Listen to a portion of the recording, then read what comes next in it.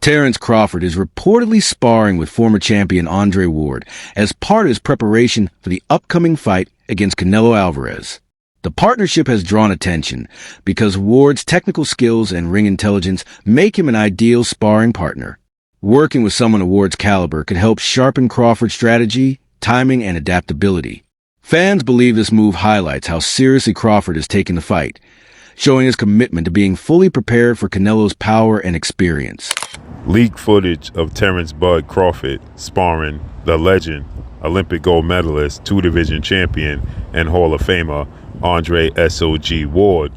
And people are speculating Andre Ward is helping Terence Crawford prepare for his upcoming showdown in September against Saul Canelo Alvarez. But that's just simply not the truth. The truth of the matter is that this sparring is old. This is not up-to-date sparring for Terence "Bud" Crawford. This is old sparring. But nonetheless, Terence Crawford has people like Andre Ward that can help him prepare for Canelo Alvarez and are willing to do so. What's your thoughts on this? Let me know what y'all think. Simon Jordan's bold claim that Terence Crawford could be the kryptonite to Canelo Alvarez has stirred debate in the sports world. He suggests Crawford's style, intelligence, and adaptability might neutralize Canelo's strengths, especially with his proven ability to adjust mid-fight. This take fuels excitement, framing Crawford as a rare fighter capable of truly challenging Canelo's dominance. Went straight away with Crawford, and so did Spence. I mean, other people that we've spoken to, I think Paul Smith and other people that sit on the show with us think it will be Canelo Alvarez because of size. We've seen Canelo Alvarez take that journey up to light heavy and find himself coming up against Dimitri Bivol and not being able to do what he does at super middleweight. I just think that Crawford is such a fighter of such stature and competence that he might just be the kryptonite to Saul. Crawford has stressed that he never underestimates any opponent, regardless of their name or status, and trains with the same intensity for everyone.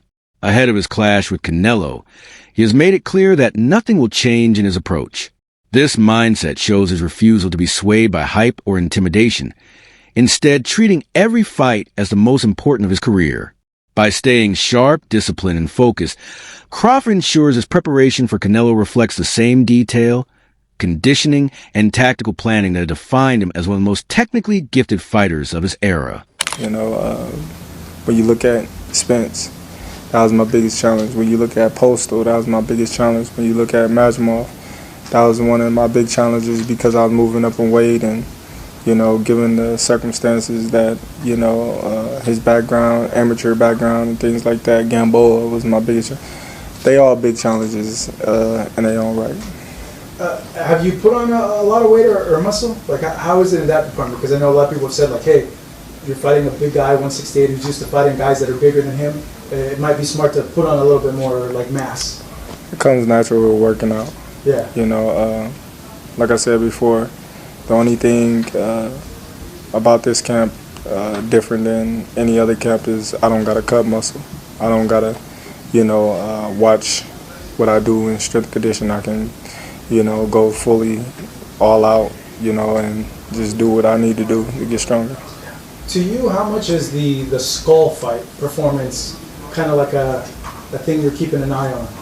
Well, you know, that's not a fight that I really, you know, look into because, you know, Canelo is a great fighter, and one bad performance don't define a fighter, you know, given the circumstances of his previous fights, and, you know, we looking forward to Canelo being the best Canelo that he can be.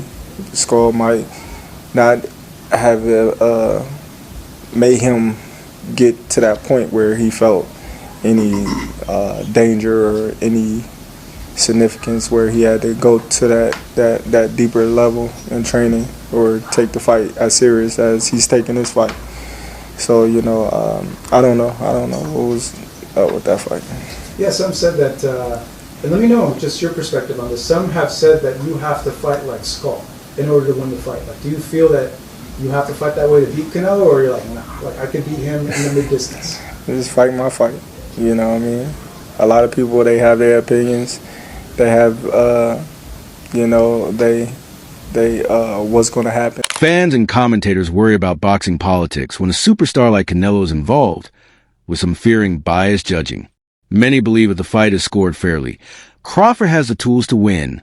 A clean victory would not only shake up pound-for-pound rankings, but also set up a massive showdown with David Benavidez, making the upcoming bout even more significant for the sport's future. You should know by firsthand what Crawford like. His older son then got his ass whooped by Terence Crawford already. He feared that if Crawford beat the shit out of Canelo, the world gonna scream for Crawford versus Benavidez. Yeah, right. Crawford don't want that, bro. Don't forget Turkey offered Crawford that fight already. Chill. And he said he'll take it. Nah, he asked for a 64-pound catch weight. Yeah. Turkey sent the offer for 64 pounds. Yeah. We know what's up. We know what's up. That fat boy don't want it with Crawford. Benavidez don't look like he in shape. Lord of mercy. That boy start training camp a week before the fight, and then he get on the scale. He starve himself. Stop playing. That boy don't got an ab. He ain't got a definition of a muscle. Respected trainer Robert Garcia has expressed confidence in Canelo Alvarez, stressing that Canelo is taking this fight very seriously and won't repeat the lackluster approach he showed against John Ryder. Garcia believes Canelo will be fully prepared, motivated, and sharp, though he also acknowledged Crawford's danger and skill. While he respects Crawford's determination, Garcia ultimately favors Canelo, reflecting the divide among experts. Some backing Crawford's adaptability, while others trust Canelo's proven record and championship experience. But I go based on Canelo's last two performances where flat-footed, one punch at a time. But I don't see him doing that. I think he's gonna fucking fight tough in this fight. So more likely Canelo's gonna win. Maybe even hurt Crawford. But do I think Crawford has a chance? 100%. I don't see Crawford running. I think Crawford, if he goes out on a shield like Spence. Exactly, and he's got good skills too to fight a perfect fight and win a decision. But it's gonna be tough. Does he have enough power to keep Canelo off him? Canelo takes a good punch. Why not? But Canelo doesn't pressure that hard anymore. He doesn't put that pressure anymore. So combinations, movements, boom, boom, boom, defense. But could get knocked out in the last round, even if he's winning every single round. But he's got to fight a perfect fight. Can he do it? I think he can. But I still put my money on Canelo if I have to. Ryan Garcia praised Crawford's slick defense, movement, and toughness, but ultimately picked Canelo to win, reflecting the belief that Canelo's size, durability, and championship pedigree give him the edge despite Crawford's skill. Crawford Canelo, Ryan. Keep it a stack. This is the fight of the century. Everybody's talking. I know. How do you see it, man? Man, I really see. I see that Bud is gonna do good. He's gonna do good, but I don't think he's gonna win. But I do see Bud like getting a lot of punches off, being able to tag Canelo with some good shots, but they have no effect. That's the thing. He has the best chin that I've ever Bro, seen. and nothing in my moves lifetime. his head. Yeah, I've never. So I seen one time Triple G hit him, and he kind of like, and then he's right back on it. Bro, that's the thing. Like, I know he's gonna be able to hit Canelo because I've seen Canelo in sparring where he like, not that he's getting hit. Well, he is getting hit, but it's so ineffective that what he's doing is just he imposing himself too well, and I see that happening. Yeah. Like, don't get me wrong, Crawford is a great fighter. I think he's one of the best. I just think that he's biting a little bit more than he could chew. But you never know. If anybody can do it, it could be Crawford. You know, I do see him like when he fights. I'm like, damn, how do you beat this guy? You know, he could do it all. He could box. He could bang. He could, step on the gas when he needs to. He could do everything. Mm-hmm. The only thing I see is sometimes he gets cracked with some crazy ass shots. But other than that, I mean, he's really one of the most complete fighters I've seen in my. A key argument against Crawford's chances is Canelo's vast experience, having faced legends like Floyd Mayweather Jr. and Gennady Golovkin, along with nearly every fighting style in boxing. Analysts argue that Crawford, no matter how skilled, brings nothing Canelo hasn't already seen, and Canelo's adaptability makes him capable of neutralizing whatever comes his way. This fuels skepticism about Crawford's ability to overcome the experience and versatility Canelo has built over his long career. Canelo, there's no footwork that Canelo Alvarez haven't seen. He's seen the footwork of Floyd Mayweather. He's seen the footwork of Lara. He's seen the footwork of Plant and Billy Joe Saunders, and He's seen people switch up just like he's seen that before. He's seen the Daniel Jacobs switch up. Go watch the third round of the Daniel Jacobs fight with Canelo Alvarez. He's seen the switch up, and then he was putting on a beating on Daniel Jacobs when he switched, and he made him switch right back. He's seen switches. He's seen movement. He's got hit with the power punches by Triple G, Kovalev, and stuff like that. He felt that. Ain't nothing that Terence Crawford's going to bring to the table that Canelo Alvarez cannot handle. IQ. He's been with the ring with IQ. He's been in the ring with that. He's been in the ring with people with constant pressure. He's been in the ring with that. Terence Crawford don't got nothing that Canelo Alvarez haven't experienced. Terence Crawford got nothing that Canelo Alvarez haven't beaten. Terence Crawford's got nothing to overwhelm Canelo Alvarez. He don't have the high value punching of Bivol. He don't throw 700 punches a fight. He don't throw He don't throw over 50 punches around. 60 punches around. He don't do it, so he's not going to overwhelm Canelo Alvarez. He's not going to overpower Canelo Alvarez. As a matter of fact, we got the footwork. We ain't seen all that magical footwork versus Madrimov. We ain't seen that magical footwork versus Madrimov. We ain't seen the defensive whiz. He's not a defensive whiz, ladies and gentlemen. I'm going to tell you like this. Terence Crawford is good and is great. Going to be a first ballot Hall of Famer. But ladies and gentlemen, let's not forget that Terence Crawford does not have a...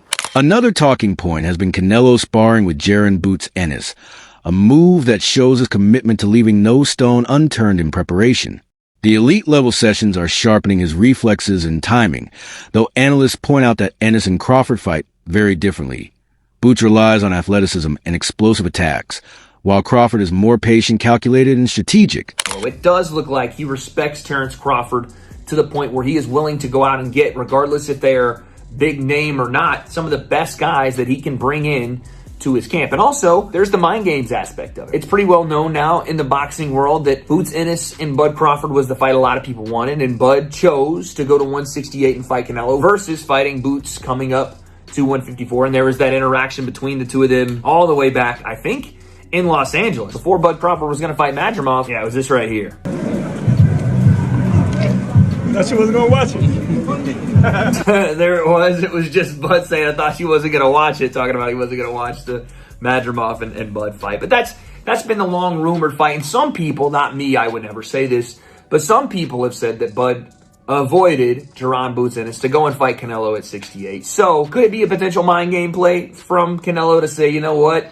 I got the guy that you didn't want to fight to come in and spar me to prepare for you. And he has somewhat of a similar style. And he can do a lot of the things that you can do. Maybe not on the same level. I'm not sitting here trying to tell you that Boots Ennis is as good or is the same fighter as Bud Crawford. That would be crazy to say, right? All those things, by the way, can be true. That Canelo wanted an advantage in the mind games, right? He wanted to kind of play some games with Bud and see if he would take the bait and get a little nervous that he was, bringing in the Rashidi Ellis's and the Jaron Boots Ennis's to spar. And also, yes, I think Bud is far and away good enough to threaten Canelo, to beat Canelo. And if Canelo shows up in William Skull fashion, then that fight's not going to go well for him. So yeah, he probably upped the level this time. Amir Khan, who once faced Crawford, praised his often overlooked qualities, highlighting his physical strength, ability to control opponents in clinches, and underrated punching power.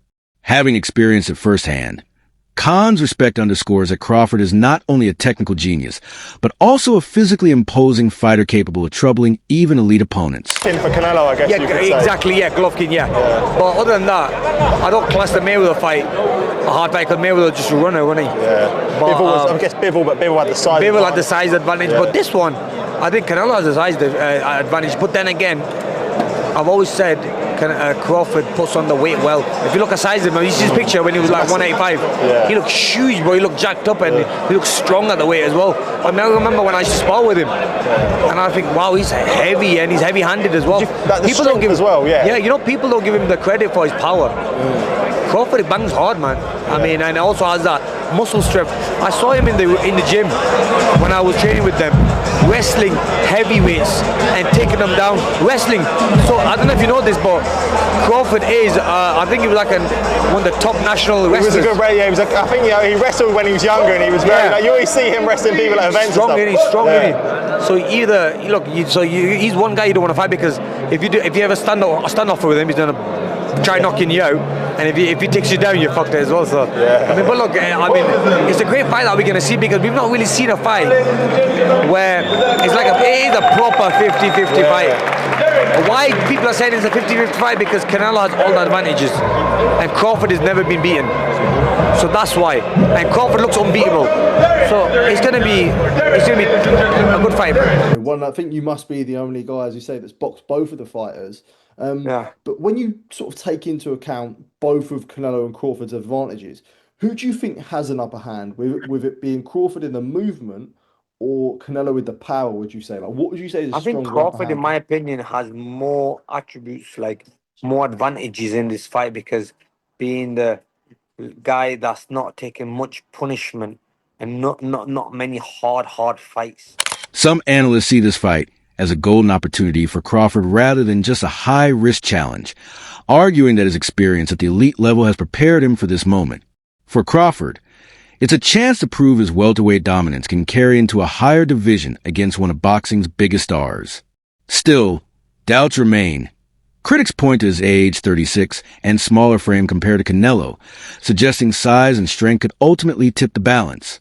These concerns add intrigue, framing the fight as Crawford battling not only Canelo, but also the realities of time and physical disadvantage. Is he too old and too small? I think he is. A lot of people say Canelo's on the decline, but y'all motherfuckers tend to forget this is a small dude competing against natural dudes. So it's more obvious that he's going to look more on the decline because he's fighting bigger dudes. But the first time he did go up to fight a dude that was similar in weight when rehydrated, he didn't look as the killer y'all make him to be. I mean, he demolished the fucking most expensive crash dummy. Y'all are dumb as shit. Y'all still living off that fight. They're still living off of it, and then they can't say that he's old because they've only gotten one fight after that fight. Yeah, I think he's old, bro. 37. It's gonna be 2 years since he fought Errol Spence. I do think he's old, and it's gonna show once he's up there with the dude that's been fighting naturally bigger men.